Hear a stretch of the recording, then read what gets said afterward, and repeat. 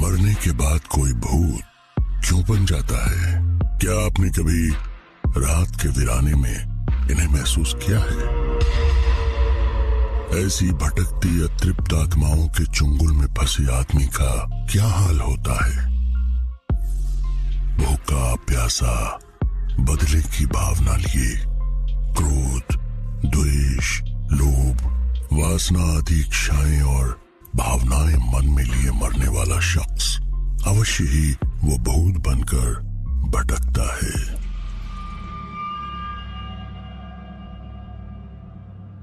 इंसानी दुनिया के परे भी एक अदृश्य दुनिया है, लेकिन इंसान अपनी लालच, खुदगर्जी और खुद को मॉडर्न दिखाने की होड़ में उस दुनिया से टकराने की नासमझी कर ही लेता है। गांव के सभी लोगों के मना करने के बावजूद भी उस भूता हवेली के नए नए मालिक बने प्रभात और नीलिमा अपनी पहली रात गुजार रहे थे और अब सोने की तैयारी कर रहे थे। प्रभात इस वक्त नॉवेल पढ़ने में बिजी था और वैसे भी 21st सेंचुरी में प्रभात जैसा एक मॉडर्न बिजनेसमैन ऐसी भूत प्रेत के लॉजिकल बातों पर कहां यकीन करने वाला था। इतनी बड़ी जमीन, वो भी इतने सस्ते दामों में हासिल कर लेने और अपनी फैक्ट्री स्टैब्लिश कर लेने के बाद प्रभात को अपनी बिजनेस स्किल्स और कॉन्टैक्ट्स पर गर्व हो रहा था। वीरानगढ़ एक ऐसी श्रापित और मनहूस जगह थी कि जहां के किसान जी तोड़ मेहनत के बाद भी मुट्ठी भर अनाज में अपना घर चलाने को मजबूर थे। अगर फसल अच्छी हो जाती तब भी किसानों के हिस्से में थोड़ा ही आ पाता था, बाकी अपने आप सड़ जाता था या उसमें आग लग जाया करती थी। उस गांव के राज बाहर की दुनिया में उजागर करने वाला आज तक कोई भी सही सलामत बचा नहीं। गांव को लेकर गांव के लोगों का गांव छोड़कर जाने का मतलब भी असमय दर्दनाक मौत को गले लगाना ही था।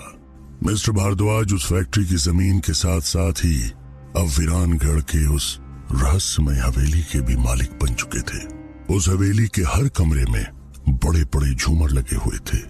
तलवारें और ढाल दीवारों पर जहां तहां टंगी हुई थी। उसे बनाने में ज्यादातर काले पत्थर का इस्तेमाल हुआ था और लगता था कि वो कोई पुराना राजमहल था। वहां के माहौल में मनहूसियत ही मनहूसियत फैली हुई थी।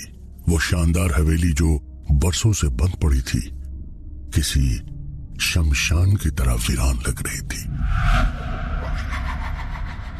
100 से ज्यादा कमरों वाली उस हवेली में सैकड़ों राज दफन थे। प्रभात, क्या तुम्हें नहीं लगता कि यहाँ सब कुछ बहुत अजीब है? मैंने गांव वालों के मुंह से भूत प्रेत की बातें सुनी है, मुझे बहुत डर लग रहा है। नीलिमा ने अपने पति से कहा। हंसते हुए प्रभात ने कहा, नीलिमा, तुम कब से इन दक्यानूसी बातों को सच मानने लगी? इस गांव के सभी लोग अजीब हैं, उनकी बात छोड़ो। वी आर मॉडर्न पीपल, हाँ? And how can we believe in such superstitions? हम इन गांव वालों की तरह कम पढ़े लिखे और पिछड़े हुए नहीं हैं। देखो, हमारी फैक्ट्री भी बिना किसी प्रॉब्लम के स्टार्ट होने को है। हवेली की सफाई भी हो चुकी है। फिर भी तुम क्या बेकार की बातों के पीछे पड़ी हुई हो? क्या तुम मुझे ये नॉवेल पढ़ने दोगी और ये फालतू की बातें सोचना बंद करोगी? I think you need rest, okay? तभी उस भुतहा हवेली के कई सारे दरवाजे एक साथ जोर जोर से बजने लगे। लाइट्स अचानक बंद चालू होने लगे। इससे पहले कि वो दोनों कुछ भी समझ पाते, अजीब अजीब सी आवाजें आने लगी। कुत्ते रोने लगे। प्रभात ने अपनी पत्नी नीलिमा को समझाते हुए कुछ कहा। डरने की कोई बात नहीं डाली, यहाँ इस तरह की आंधियां चलती रहती हैं और जानवरों की आवाजें आती रहती हैं। लेकिन प्रभात के ऐसा कहते ही उनके कमरे में लगी बड़ी सी पेंडुलम क्लॉक की आवाज उस हवेली में गूंजने लगी। रात के ठीक 12 बज चुके थे। घुंघरुओं की आवाज सुनाई दी और कुछ ही देर बाद नीलिमा ने देखा कि लाल जोड़ा पहने हुए एक औरत उसके सामने से बहुत तेजी से गुजरी। क्या यह नीलिमा का वहम था या सचमुच उसे वो औरत दिखाई दी थी? पता नहीं कहां से नीलिमा के गालों पर खून की बूंदें टपकने लगी। अब वो हद से ज्यादा डर चुकी थी। जो भी हो, नीलिमा ने प्रभात को उस औरत और खून की बूंदों के बारे में कुछ बताना चाहा, लेकिन डर के मारे उसके मुंह से आवाज ही नहीं निकल सकी। कमरे में अचानक लाल रंग का धुआं फैलने लगा और अजीब सी चंपा के इत्र की महक आने लगी। प्रभात, मुझे बहुत डर लग रहा है, हम दोनों को ही यहाँ नहीं आना चाहिए था। घबराई हुई नीलिमा ने अपने पति का हाथ पकड़ते हुए कहा। कमरे का टेम्परेचर अचानक से बहुत कम होने लगा। ये इत्र की खुशबू और ये धुआं सब कहां से आने लगा? अचानक इतनी ठंड क्यों लगने लगी है? यहाँ कुछ तो गड़बड़ है, मेरा दिल बैठा जा रहा है। नीलिमा ने आगे कहा। हवेली में लगी हुई तस्वीरों के आगे रखी कैंडल्स अचानक से जलने लगी और फिर अचानक प्रभात के हाथ में जो नॉवेल था उसमें भी आग लग गई। ओह गॉड शिट! प्रभात हड़बड़ाया। अब डर का एहसास प्रभात को भी हो रहा था।